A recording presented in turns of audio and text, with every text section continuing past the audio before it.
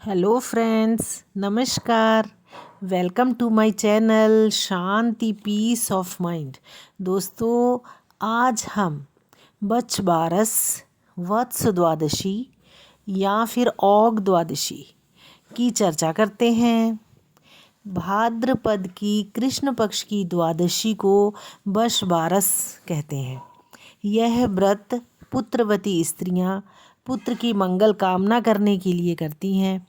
कहते हैं कि इस दिन श्री कृष्ण जी पहली बार वन में गाय और बछड़ों को चराने गए थे। इसीलिए इस दिन को गोवत्स अर्थात गाय के बछड़े की पूजा की जाती है। पूजा का विधि कुछ इस प्रकार है दोस्तों। इस दिन मिट्टी भिगोकर पटरे पर गाय और बछड़ा बना लें, फिर उसकी पूजा कर लें।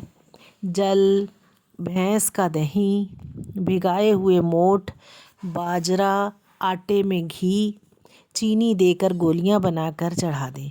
रोली, चावल, घास और दक्षिणा चढ़ा दें। गाय और बच्चे की कहानी सुनकर मोठ बाजरे पर रुपए रखकर बायना निकालकर सास के पैर छूकर दे दें। अपनी नंदों को भी बायना भेजें। इस दिन बाजरे की ठंडे रोटी खाएं।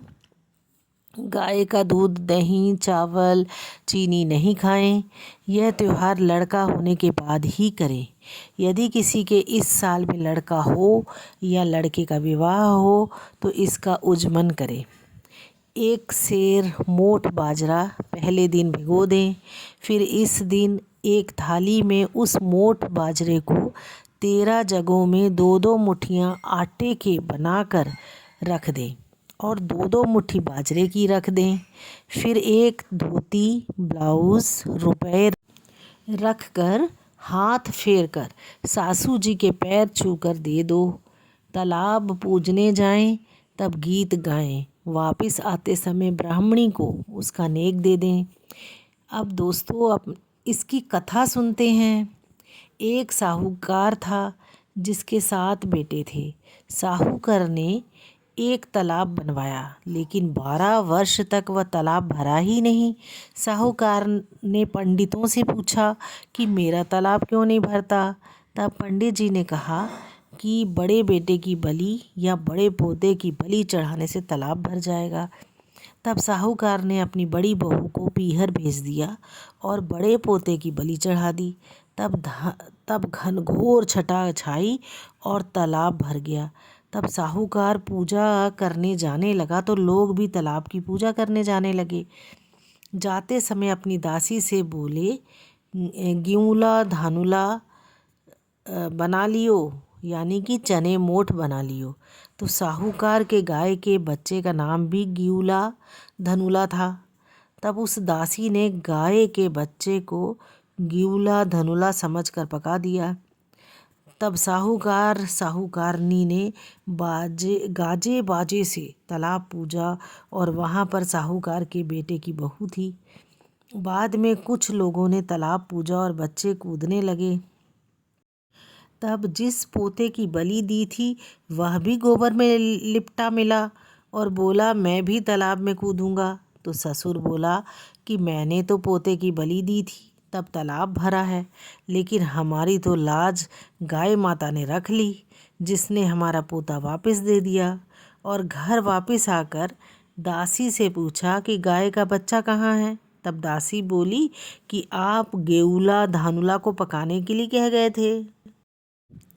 मैंने तो पका लिया। तब साहूकार दासी से बोला कि पापनी, तूने यह क्या पाप हमारे सर लगा दिया। एक पाप तो उतार कर आए थे, उससे पहले दूसरा लगा दिया। फिर साहूकारनी उल्टे पड़ गए और सोचा कि अब गाय आएगी तो उसको क्या जवाब देंगे। पीछे साहूकार ने एक हंडिया में गाय के बच्चे को डालकर एक गड्ढे में दबा दिया। शाम को जंगल में से गाय आई और बच्चे को नहीं देखकर चिल्लाई और हंडिया खोदने लगी। तब उसमें से उसका मिट्टी से लिपटा हुआ उसका बच्चा निकला। तब किसी ने साहूकार से आकर कहा, तेरा गाय का बच्चा आ रहा है। तब साहूकार बोला कि मेरा गाय का बच्चा कहाँ से आएगा, बच्चा तो ज़मीन में गड़ा हुआ है।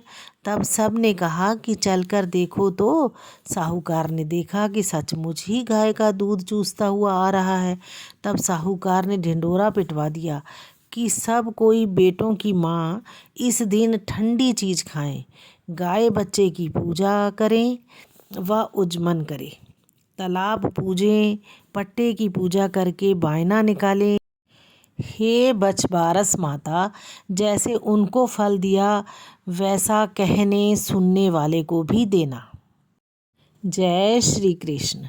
हाँ दोस्तों, अगर मेरा चैनल आप पहली बार देख रहे हैं तो सब्सक्राइब करना ना भूलें, इसे लाइक करें और अपने दोस्तों में भी शेयर करें। मैं बहुत अच्छी अच्छी जानकारी लेकर आपके पास आती रहूँगी।